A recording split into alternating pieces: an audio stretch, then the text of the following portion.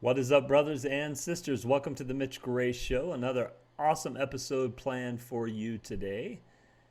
It's been so exciting to have all these amazing guests on and to bring you some new voices of expertise and some new folks that you can look into. And today I have a very special guest. It's been great to get to know her, Miss Sonia Cameron. Sonia, welcome to the Mitch Gray Show.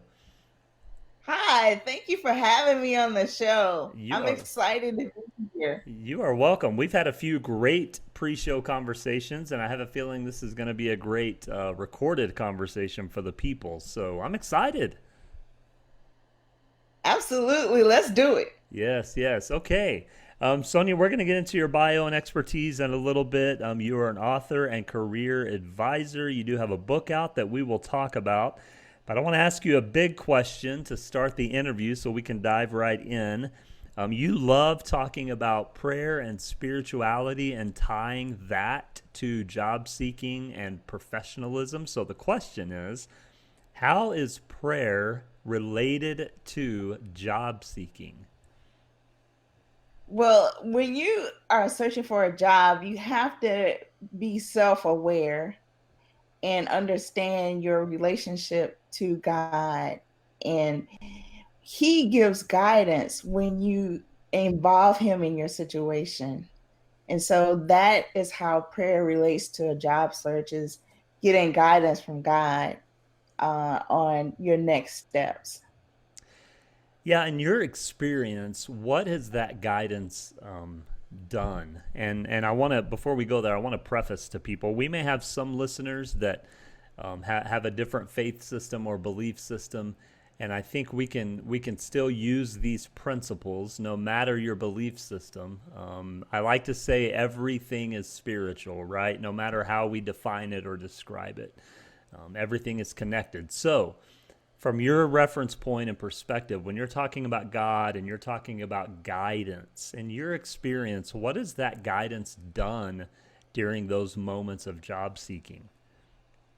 Well, Mitch, let me explain a personal experience that I had. Yes. Um, when back in 2007, 2008, I had lost a job and I was, really distraught, wasn't sure what to do because I had been fired from that job Mm. and I didn't know how to handle it per se. So much so, I went on uh, a job interview. And when I went on the job interview, the interviewer asked me, "So, why did you leave your last position?" And I didn't exactly tell the truth. Yes. I told him that I had been laid off. Well, actually, it was a layoff of one Right. because I got Right. Right. fired.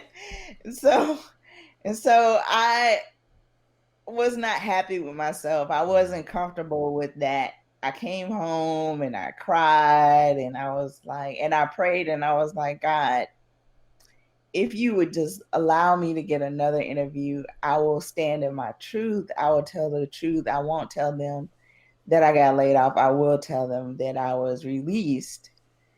And I'll just be true about it Mm-hmm. because my religion, I'm a Christian. Mm-hmm. So as a Christian, we're not supposed to be lying, right? Mm.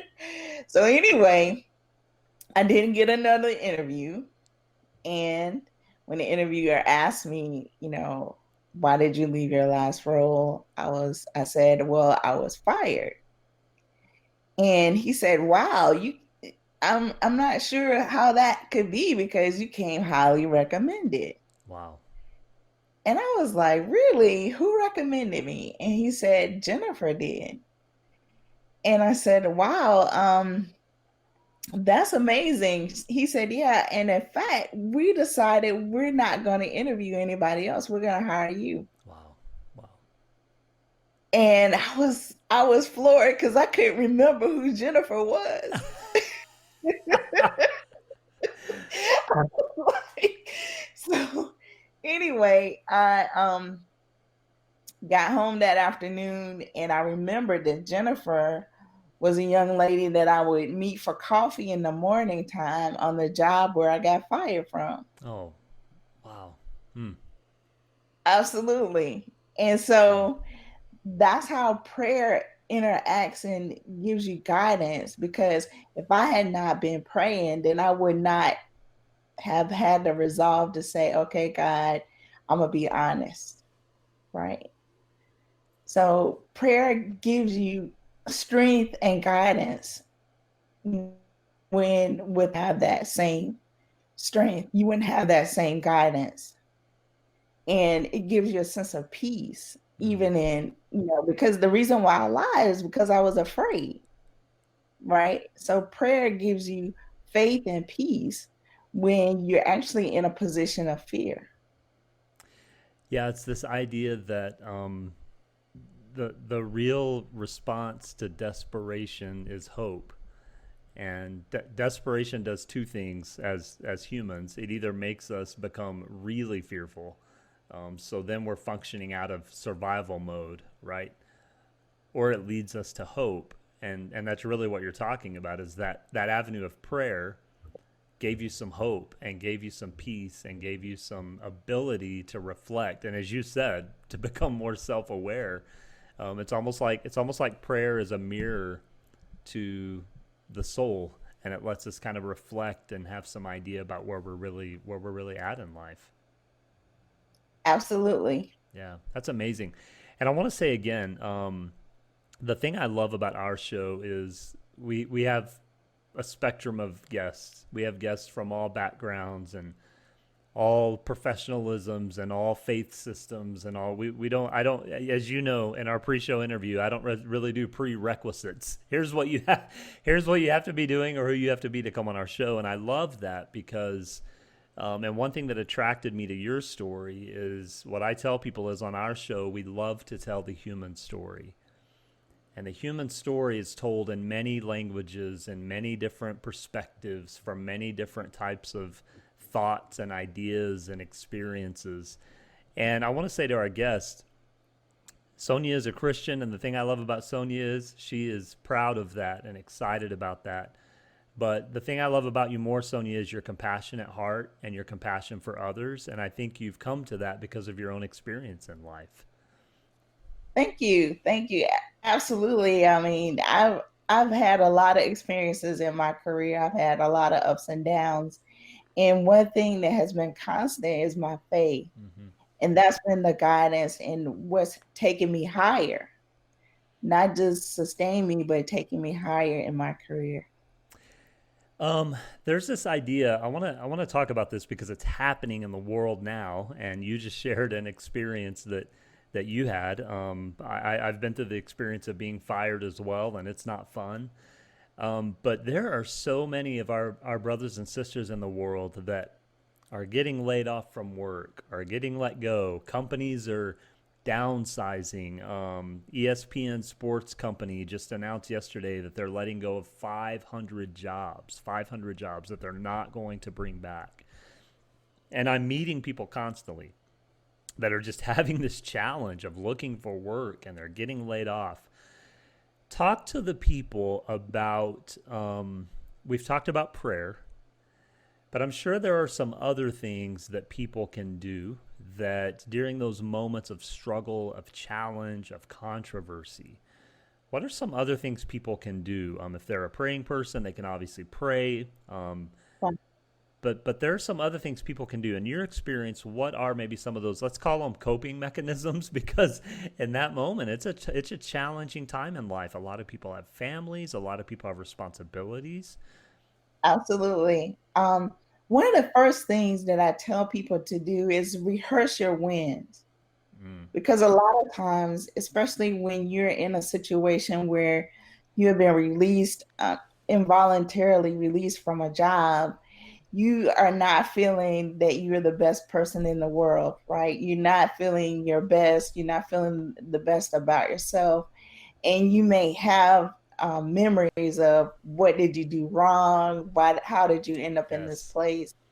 And the best thing to do is to rehearse your wins. There have been times in your career, especially with your employer that's released you, that you have had wins for the employer where you impress the customer, you improve processes, you increase sales, you've made things better for the company, you've, gotten support from your coworkers to do certain projects, you push things forward. There are a lot of things that you have done already that you can create narratives wherein you can tell your future employers, this is what I've done, this is what I'm capable of, these are the problems that I've solved. And with those stories, you stand out in an interview. I love And that. also confidence too, Yes, yes, rehearsal moments. yes. I know you have a few more things you're going to bring up, but I want to come back to that. I love that phrase, rehearse the win. We had someone on the other day that he Kenneth Kendall, and he was talking about changing your self talk, the things you're telling Absolutely. yourself internally, and that's exactly what you're saying. Is as humans, we kind of naturally rehearse the negativity, right? Like Right. those are the Especially if you've just been released from a job, you're yes. thinking, well, what did I do wrong? Yes, and we sit on that like we won't let that go, and so I love that idea of rehearsing the win. That's beautiful. Okay, give us another one. Give us another one. Okay. The next one is take a baby step every day towards your career goal. Mm, So a lot of times people think, in order to make a change, this is for those who are already employed too, and that may fear that they might be in a position where they may be eliminated, is to start now and take a baby step every day towards your career goal. There's something you can do every day. There's somebody you can contact. There are keywords you can look up, related to positions that you want. There's something you can do every day to go towards that goal. And in fact, I have a download on my website, blessthework.com, where you can get 21 days of preparation for your next job. And that gives you baby steps. Um, yes, I love that, and small steps every day are much more advantageous and much more impactful than trying to take massive steps. That's something that comes up on the show a lot when we have business leaders and entrepreneurs. It comes up in conversation a lot because, again, I think for the most part as humans, we see the finish line and we want to get there quickly. We want to get there, right, especially in a moment of desperation, right? So we've just been released from our job, fired from our job. We're like, we have to recover quickly. right, That's a setup for failure because we're setting this self expectation that is so high that may or may not be hit. And so I love that idea of take a baby step every day towards your goal. Now, what you're also saying there is that you need to have a clear goal. right, right. And that's related to another one of my steps. Give it to That's us. a good segue. That's a good segue. The next step is, well, actually, it's number 4, is dream big, dare to dream big. Mm, So when you dream big, that helps you strategize for your goal, helps you create those goals. And, when people say dream big, it's not like saying win the lottery or anything, right, but right. what's your dream role? Like, what are you good at? Where do you see yourself in the next 5 years? What did you learn about yourself in your last role? I How do you love, see changing the world? Like, that's the big dream, you know? And where do you find your most enjoyment? Where do you find enjoyment in work? And what problems do you think you're created to solve? yeah. Right. So once you start dreaming, it helps you come up with a strategy of how to attack your next job, how to attack that career goal. I love you're coming from a position of positivity. So Absolutely. you're talking about dreaming big, you're talking about giving clarity to your goal, but you're coming from that position of positivity that says, "Hey, okay, I got fired, I got released, I can't do anything about that. What can I do moving forward? What can I do today to improve myself, to shine a light on the things I'm good at? And that really shifts the mindset, right? Because when something negative happens to us, even for the most positive person, it's really easy to get tired and weary and let down and frustrated. And the only answer to that is that position of positivity. Right. And that's where faith comes in, Yeah. right?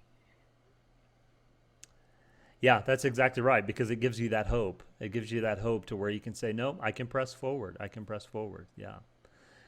Give us another one. I know you have another one on your list. I think you skipped it. Okay. This is one that's has to do with your faith. And for me, this was pick a scripture to encourage yourself. So usually the scripture that I chose was 1 Corinthians 2:9. What no eye has seen, no ear has heard, even no human mind can conceive the things that God has prepared for those that love him.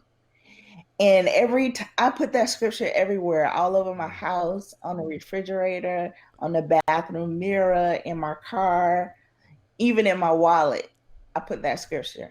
So when I look in my wallet and think, man, I got to get some money, I see that scripture. And, it encourages me, and it resets the mind when you get depressed or start thinking negative thoughts. It resets the mind, and you have that reminder all around you that there is hope. Yes, and really, you're applying that from your very specified faith system, but really the principle that you're talking about is having something that's affirming, having something that's, again, positive. So for you as a Christian, it's having that scripture. For someone else who may not be of the Christian faith, whatever your faith is, or there are a million books in the world at your local bookstore that are 30 days of positive statements or something like that. So I love the principle there that people can apply to whatever their belief system is and relate it to themselves, because the point is, if you write something down that you want to positively affirm you but you don't relate to it, it's not going to positively affirm you. Right. And so to be able to use that principle, I love that, and to set up reminders. I think all of us have done the Post-it note on the mirror thing at one point in time, right? Right. And so it could be I take it one step further. I take a dry erase and marker write it and on the put it mirror. right on the mirror. So I look at my face through that scripture. Yes, I yes. see myself. And I love the principle that you're talking about is find something that will motivate you and give you assurance in that moment in time. And it could be as simple as you can do it. It can be as Right. simple as you are worth it or you are enough. And so I love so find something that means something to you that's going to reaffirm the goodness inside of you. And for you personally, that's a great statement that there, even though in the confusion of life, there's this presence that can be our anchor and help us through. Yeah, I love that. Oh. I love that. Um, and I think the fifth thing is to stay organized and keep records of your search. Mm. And that's a lot of times people don't keep records. They just go by the seat of their pants. But it's good to have a journal where you keep records of who you talked to, who you contacted, what interviews you've been on. And a lot of times it helps people with unemployment as well, because they Yes. have to give proof that they've been searching for a job. So it has a twofold purpose. But the Very. main purpose is to, you know, have a record of what you've been doing, and you can look back and see what you've accomplished so far. Very practical. I really, really like that one. I like it because oftentimes when you're in that moment of searching and survival and just trying to get out of that moment, right? Like you feel like it's one of the worst moments and you just want to get out. We can forget that staying organized is actually helping fulfill the purpose of what we're doing at that moment in time. And you're right, there are immediate benefits. If you're, having to get on some unemployment type benefits, which again, during this season of the world, people had to do that. They didn't have a choice when the pandemic first hit. A lot of times those people want to know how, what effort are you putting out? And so I love that idea of keeping records and then staying organized within yourself. Another thing I would love to add to that is if you go on a job interview, take notes after the job interview. Take notes of what questions they asked. Take notes of how you would have responded better, maybe things you responded well on. That just helps you. You talked about rehearsing your wins. It's also practicing and becoming a better interviewer. And taking notes on those things helps you stay organized. Absolutely. It's something about putting pen to paper that substantiates your search, okay, this is something that's real. Yes. I love that.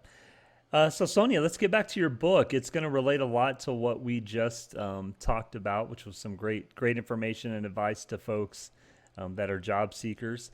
Your book is God, Please Help Me Find a Job, 21 Prayers for the Job Seeker. So tell us a little bit about the book.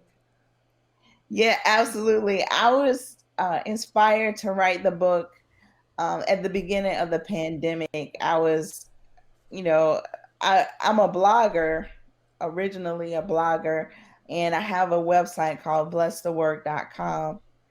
And on that website, I have been encouraging people for many years in their job search.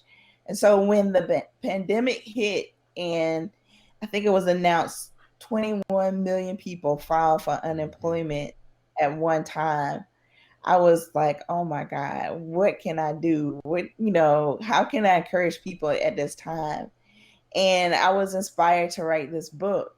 And it just flowed out of me. I just started writing, and I was distracted at work. I couldn't, because I have a day job too. And so I was distracted at work. So I took a couple of days off work and checked into a hotel and just wrote and prayed and wrote and, showered and ate and wrote. And there was nobody there in the hotel. It was practically empty. So you had it all to yourself. It was very surreal.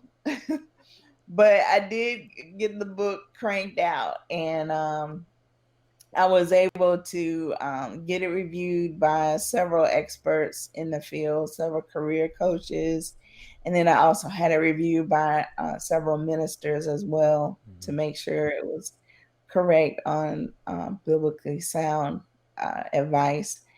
And then we had a work. We had something, that I was able to publish, and I published it myself on Amazon. And here we are. It's also available in as an ebook and also as an audiobook on Audible. So it's a short book too. It's not very long. That's awesome. I believe that everyone, whether they publish it or not, should write a book at some point in their life, just because the process is so vulnerable, and so there's a lot of self-growth in writing a book. Absolutely. I learned a lot about myself and about the process itself as well. Because especially when you self-publish, you're like, is this enough? Is this good enough? Even after you have it edited, you're like, should I do more? Should I write more? And should I, it just stretches you. I guess that's the word. Because even in my book, I have images. Like after I finished all the manuscript, I was like, this is not enough. I feel like I need more. And then I had one of the advisors say, well, have you thought about putting images in your book? And I was like, oh, I hadn't thought about that. And then I hired a photographer and we just took it from there. And so I would want to think that this is a book that was an easy read for people Mm-hmm. because it has images in it. It's not very long. And my original intent was for it to be a pocket guide for people who are actively searching for a job. Right, right. Yeah, 21 prayers for the job seeker. God, please help me find a job. So yeah, I love your story and that you shared your experience and your perspective with the world, because I know there's a lot of people that can relate to that. So you mentioned you have a blog. You mentioned your website, blessthework.com. Tell us a little bit if someone signs up for your blog or your newsletter or whatever. Tell us a little bit about what they might see every month or however often uh, you. Yeah. Basically, I encourage people with prayers. I have a different prayer on uh, basically every few weeks. I Mm-hmm. come out with a new prayer. And, lately it's been, around the subject of job search, and all of them are usually around the subject of career. So Mm-hmm. sometimes I talk about, people who already have a job that are experiencing challenges in their career. Sometimes I have prayers about, the job search journey.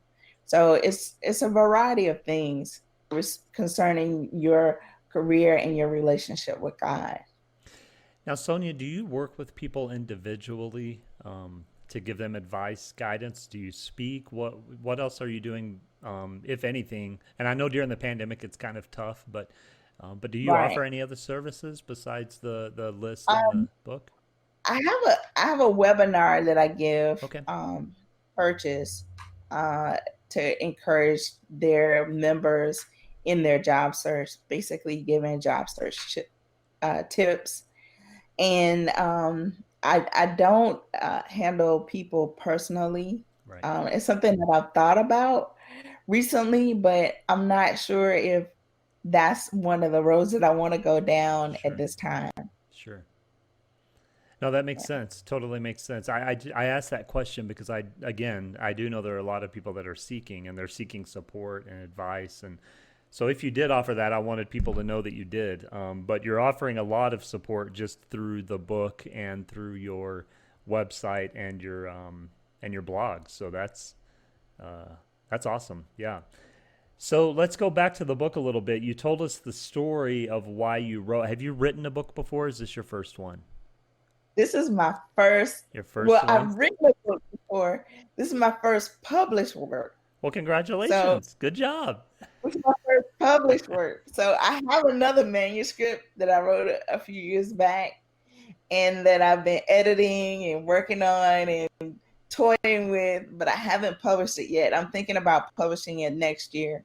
Right. But this is my first published work because this I felt was urgent. Yes, yes. Is I felt your like it needed immediately. yeah, is your other manuscript similar or is it a different Yes, it's more of my testimony of Okay. my career and things that I experienced and how I survived the corporate world journey, the Yeah. jungle of corporate America and all of that. So um it's more of a personal testimony and it has job search tips and different tips about surviving the work arena. Awesome.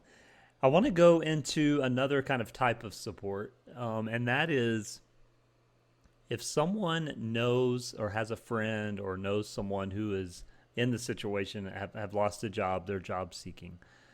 What can that person do for their friend to help support them through that time? So we've been talking about a lot of internal, kind of building ourselves up, you know, prayer, studying, having positive affirmation, improving ourselves. But what can a friend do for someone else to support them during that time? I think two things. The first thing is just to be a listening ear, Mm-hmm. like because everybody needs someone to talk to when they're in this situation. Second thing, and this is a big help, is for that friend to interview you and film you Ah, during the interview so that you can see yourself answering questions. You can see what kind of responses you have. You can see if you're nervous yes, and what your nervous tics are. You yes. can, you can see a lot of those things when you record yourself, and you can make those corrections before you're actually in a live interview. So that's something that your friend can help you do.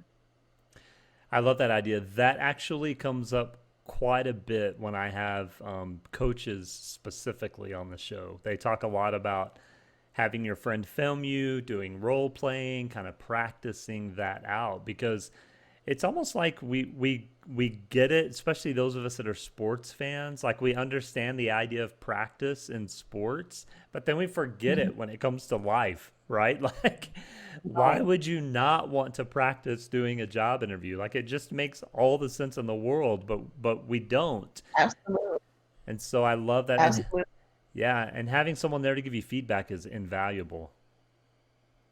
Yeah. Feedback is priceless. Yes, yes, for sure. And I feel like it's a gift.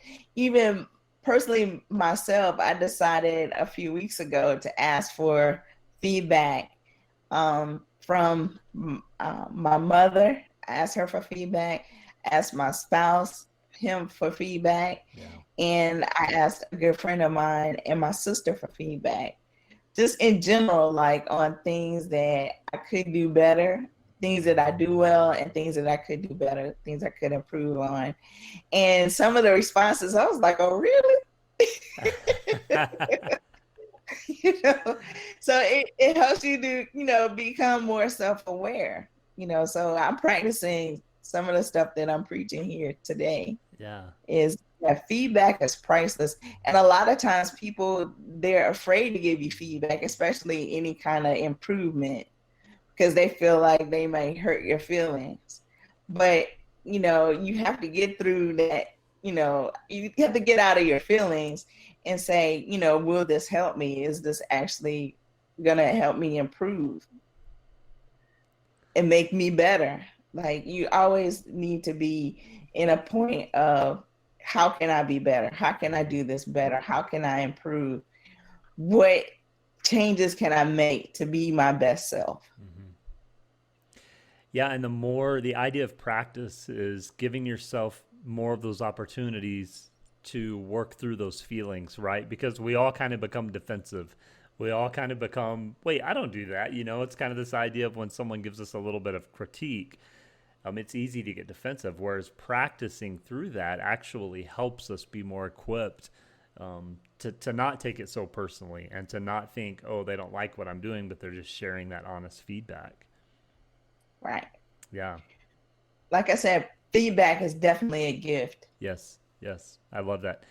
You mentioned something a few times on your writings and on your website, and that is this idea of prayer being able to help job seekers and their mental health.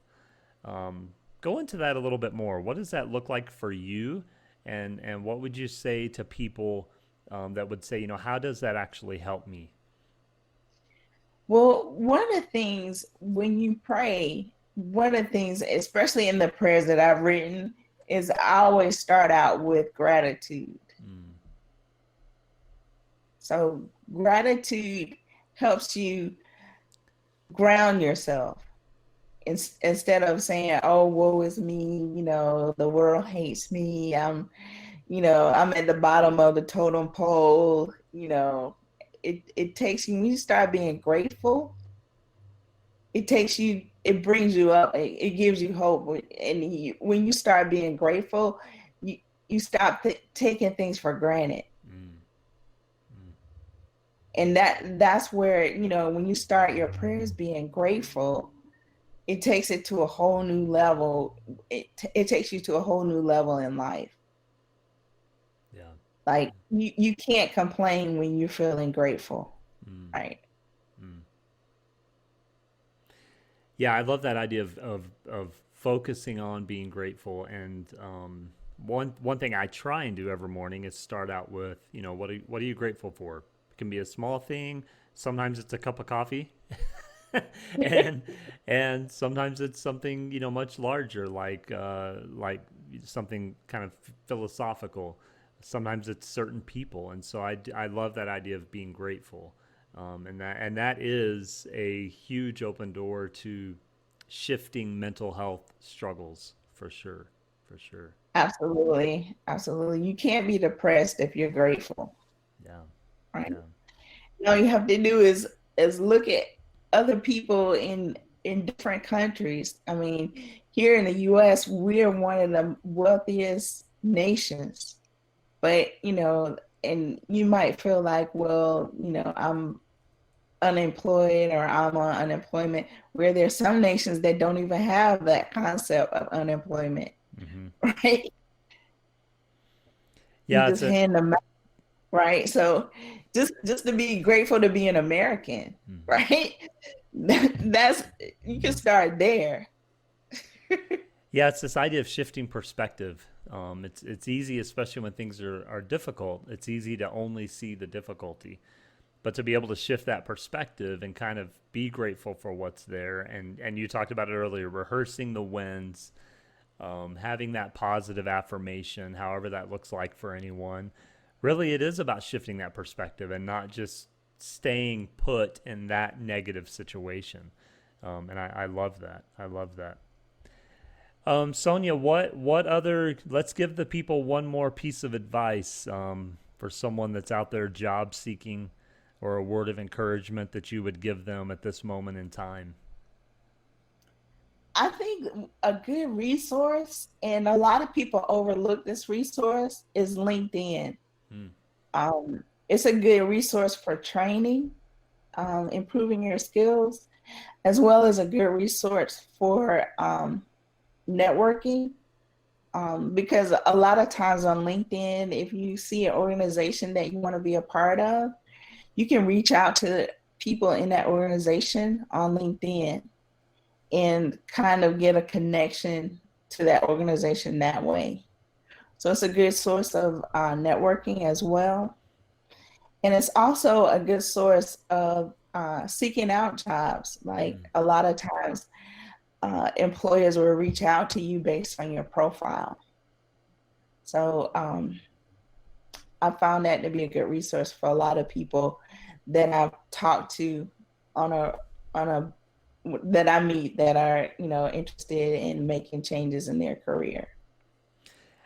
I will confirm that LinkedIn is, in my opinion, social media wise, especially from a professional perspective, LinkedIn is the place to be right now, because the people you can meet from all over the world, the different companies you can engage with, and companies, LinkedIn for a while was kind of the place that companies went, and I think that's coming back to that.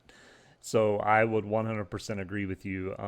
If you are not on LinkedIn and you're just trying to network or promote your business or find a job, make sure you get on there, create a good profile, and you'll make some connections. Yeah, I was actually engaging on a call yesterday via LinkedIn, and with two other people. One guy's jobless right now, seeking.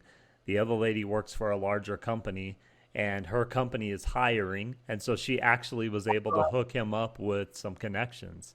And that's exactly what you're talking Absolutely. about. Yeah, yeah, Absolutely. It's the best, one of the best ways to make contacts yes. online. And since everybody is social distancing, that may be the only way to make contact during the pandemic. It really So is. It's job seeking is a challenge at any point in time, but it's really challenging right now. I'm a guy that advises companies to interview as many people in person as possible, because I don't think you can see the personality of someone and the presence of someone without being in person. That's gone. You can't, people aren't doing that. And so it's really, job seekers have to be really crafty and really creative to show their skill set and their personality, because a lot of that's taking place virtually, and it's not. I feel a heart of compassion for people that are in that situation in this time, in our world. So that's why prayer is important. Yeah, and I wouldn't. I'll add to that, Sonia. You're exactly right, but I'll add to that. Everything you've said today is. There have been some great pieces of advice that you've given today, and all of it is incredibly important and valuable. And so, yeah, I love what you've shared. Sonia, this has been great. I've loved your advice and what you've shared. We do something at the end of each show. Like to have a little fun and get to know our guests a little bit better. So we have 5 questions that we ask, and you can only give one-word answers. Oh, wow. Yeah. Okay. So I'm going to put you on the spot a little bit, okay? Are you ready? Here we go. Okay. Regarding books, do you prefer to read digital or paper?